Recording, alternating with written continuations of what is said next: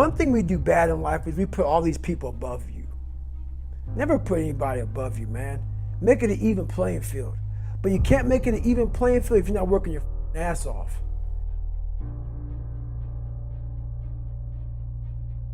If you're playing tennis and you're playing Roger Federer, even Roger Federer is not here right now, but let's say you're playing Roger, best ever, arguably best ever.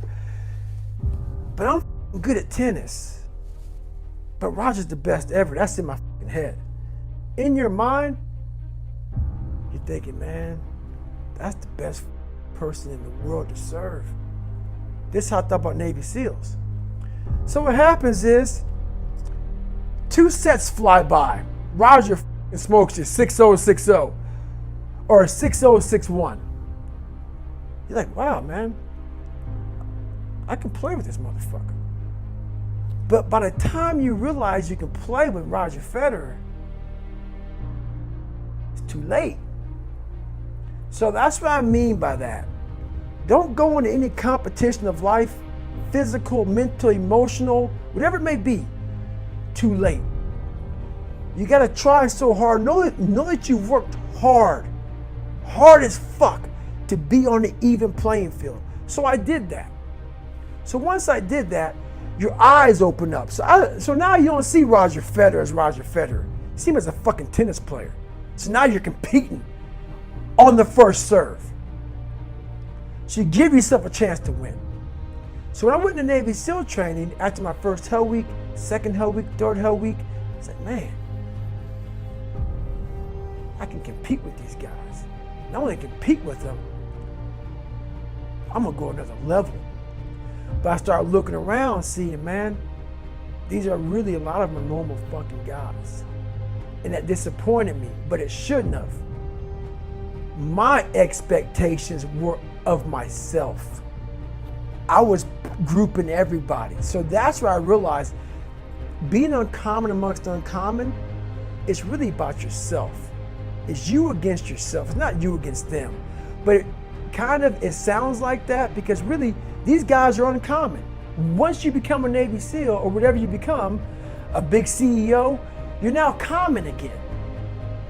So everybody looks at these guys as uncommon. But once you become one, we're all guys again. We're all in the same group of guys. We're all in the same fraternity. So how do you separate yourself from the best? You're gonna piss some people off when you do that. Because they all think, whoever CEOs, special operators, fucking athletes, they all think they're the fucking best. They're all alphas. Females, males, all alphas. So once you get in these groups, and you're like, you know what? I don't want to be like you. I want to be better than you. I want to put all this shit to fucking shame. Not to put you down, but there's another level, man. I want to keep evolving. There's more to this. A lot of you are trying to find inspiration and motivation with a depressed mindset. You're depressed because you're not doing shit with yourself. You don't find inspiration by not living in the grip of life. You need to live in the grip of life to find inspiration. Put challenges in front of yourself. When you put a challenge in front of yourself and you attack it, that's when you find inspiration. Try to be 10% better than you were last week. So if you're running 30 miles a week, run 33. If you're swimming 500 meters, swim 550. And some of you aren't doing shit, you're 10% just getting off the fucking couch. The more you walk away from accountability, the weaker you become. Find yourself in the grip of life. You can't find yourself by doing nothing. He said, you're one of the only people in my tenure as a BUD/S instructor that I've ever done that with. He said, I knew a person like you would have found that as a challenge. And I had to dig deep because I didn't want to look at him and say, hey man, I'm not doing that shit. And I was like, okay, this is my time to show one of the baddest motherfuckers in the world that it's on. It was a moment that I started realizing I'm starting to separate myself now. Most of us live our entire lives avoiding failure. It's funny. I walk around, people come up to me and they say, man, you're that Navy SEAL, you went through Ranger School, you were, Air Force TAC P, you did the pull-up record, you run all these ultra races, all this shit, man. The funny thing about it that I think about is this. They know that part of me. This is the part I know about myself. I failed the ASVAB test to get in the military 3 times. In the Air Force, failed at pararescue. In the SEALs, it took me 3 times to get through Navy SEAL training. The pull-up record took me 3 times. This is what I know about me. So what I'm saying is this. You can't live your life being afraid to fail. All those failures made me the success in the day. How many people can make it out of the sewer alone? With no coach, no trainer, no one to guide you, no one to mentor you, just having a straight up killer mentality, having a warrior mindset, having a round 14, I'm gonna get the fuck up mindset. And you have to learn to flip that loneliness into total power. And that's what I was able to do. I was able to you know what? If I can come out of this fucking sewer that I'm living in my mind, if I can overcome all these things by myself, how much strength will I gain from this? And you gain a shit ton of strength from it. And so that's how I looked at my life growing up. I stopped looking at all the bad things that life handed me. And I started looking more as the ultimate training ground for where I want to go. I'd rather you hate me and get better than like me and stay the same. A lot of us are full of shit. I was one of those people back in the fucking day.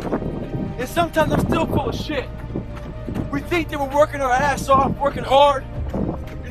We've been working out hard in the gym for a month, but we haven't seen any results. So we get all fucking down and poopy pants and shit. You study for 30 minutes for a fucking test, and you didn't do as well as you thought. What the fuck did you expect? You're not putting in the work. You have to do more.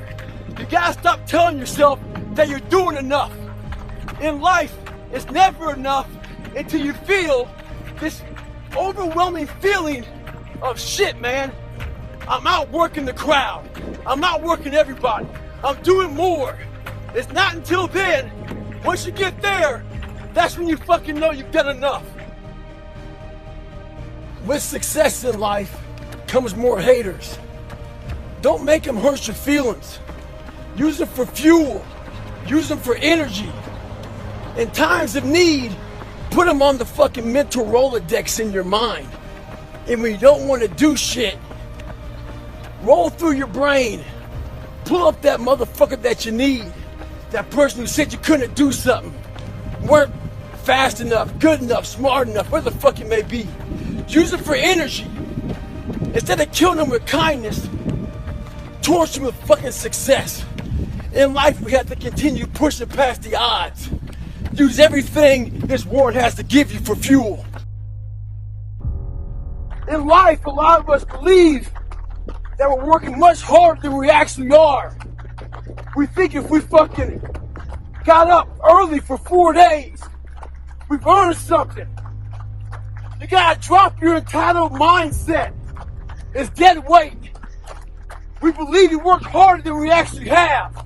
Trust me, most of us haven't. The one thing in life you gotta realize is this. Learn to help yourselves. Don't count on other people to help you. And the only way you can set the example is you have to always be willing to work. I don't follow people who talk about what they used to do in life. I don't give a fuck what you used to do. I don't care you used to be the best. I don't care. What are you doing today? You may not be that person now, but what are you still doing to try to excel in life? And a lot of people now are talking. I hear so much talk. I don't hear a lot of work. I hear a lot of people telling you what you should be doing, how you should be doing it, how you should be fucking living.